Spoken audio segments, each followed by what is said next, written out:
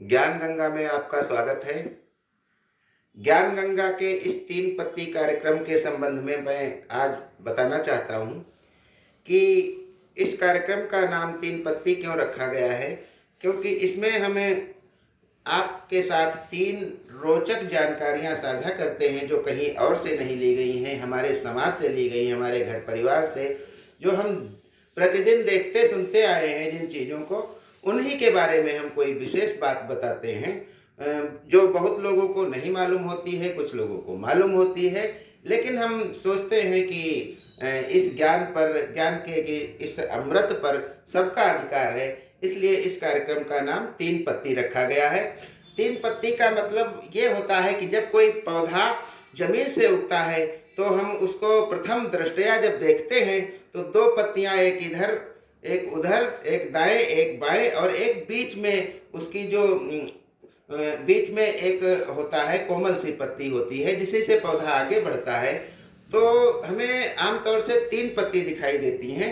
तो ये ज्ञान गंगा का एक पौधा है जो हमें आगे बढ़ाना है और ये एक दिन एक विशाल वृक्ष बनेगा। तो मैं आशा करता हूँ कि ये इसका नाम 3 पत्ती इसीलिए रखा गया है कि ये 3 पत्ती यानी आगे ये पौधा पनपता रहे, ज्ञान का पौधा आगे चलता रहे। दूसरी बात मैं बताना चाहता हूँ कि जो भारतीय पति होते हैं उनको जादूगर क्यों कहा गया है। तो इसके बारे में सीधा साधा सवाल जो होता है हर आदमी करता है कि पति जादूगर कैसे हुए। जादूगर क्या है? जो आश्चर्यजनक काम करे, जो कोई न कर पाता हो, जिसपे हमें देख करके ही आश्चर्य आ जाए, वो होता है जादूगर। तो भारतीय पति कैसे जादूगर हुआ, इसके संबंध में मैं बताना चाहता हूं कि जब लादेन को मारने के लिए अमेरिका के 3 हेलीकॉप्टर आए और वो एटबाबाद में, पाकिस्तान के एटबाबाद में उतरे और वहां उन्होंने लादेन को मार दिया, आसपास के लोगों को खबर भी नहीं हुई। ये होता है जादू, साइलेंट मोड में आया। लेकिन भारतीय पति साइलेंट मोड में रहता है, वो ऐसे ही चुपके से अनेक करतब दिखा देता है। जब उसका पेट भरा होता है तो वो जादू की तरफ जाता है और वो जादू तरह तरह के करता है। इन जादुओं की वजह से उसका पारिवारिक जीवन भी प्रभावित होता है, कभी कभी विवाद भी होते हैं, तमाम तरह तरह की समस्याएं भी आती हैं। लेकिन ये जादूगर अपना जादू नहीं छोड़ता है।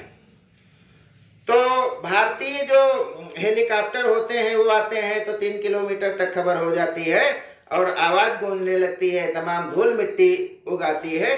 तो ऐसे ही भारतीय नारियों को उस जादूगर पत्नी ने बना रखा है कि वो जब आएगी तो छमछम करती हुई, पायल बजती हुई आएगी, उसका हर अंग चूड़ियां बजेंगी, जिससे वो जो अगर कुछ जादू कर रहा होता है तो उसको पता चल जाए कि हमारा कोई आ रहा है।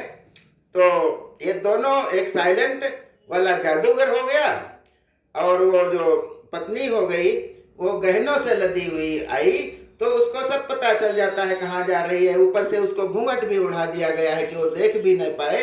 तो भ्रम की जो स्थिति में रहे वो अपने पति को तो जादूगर ही कहेगी, अभी यही था, अभी फिर कहाँ चला गया।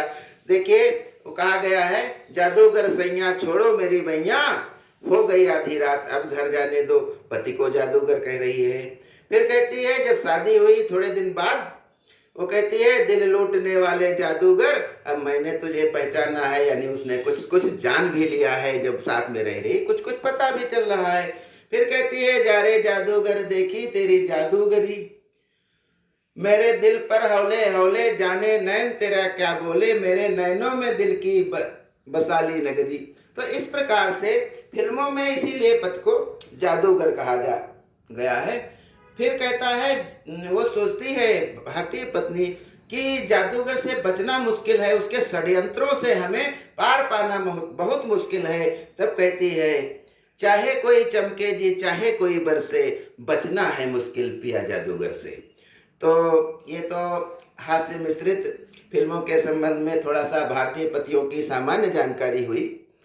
और मैं आज तीसरी बात बताना चाहता हूँ कि टीनेज क्या होती है। टीन एज मतलब होती है किशोरावस्था की एक अवस्था। किशोरावस्था में जब हम पहुंचते हैं तो टीन एज होती है, और इस उम्र में हम बचपन से जवानी में प्रवेश कर जाते हैं तो हमारे तमाम मानसिक बदलाव होते हैं, और उसमें हम जिस विषय को चुन लेते हैं, जिसकी ओर आकर्षित हो जाते हैं, उसके लिए जुनूनी अंदाज में काम करने लगते हैं। तो इसीलिए यह उम्र बिगड़ने की और संभलने की दोनों की होती है। तो टीन एज इसको क्यों कहते हैं? क्योंकि जब हम 1 2 3 4 पढ़ते रहते हैं तो जहाँ 11 12 के बाद 13 14 जिसमें टीन लगा है और वो 19 तक होता है, तो ये टीन लगा है, इसलिए इसको हम टीन एज के नाम से जानते हैं। तो टीन एज मतलब किशोरावस्था, जिसमें 13 14 ऐसे लगा हो, जिसके अंत में टीन आता हो, उसको टीन एज कहते हैं। अगली बात मैं बताना चाहता हूं कि छिपकलियों का अज्ञातवास क्या होता है। तो छिपकलियों के जो पंजे होते हैं वो बहुत नरम और नाजुक होते हैं।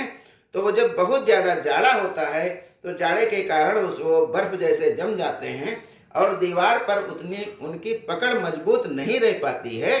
तो वो कुछ दिनों के लिए 7 से 12 दिसंबर के बीच में वो अज्ञातवास को चली जाती हैं, और जो है 22 जनवरी से 28 जनवरी तक वो अज्ञातवास से बाहर आ जाती हैं। किसी तस्वीर के पीछे छुप जाती हैं, तो किसी कूलर के पीछे या एसी के पीछे वो छिप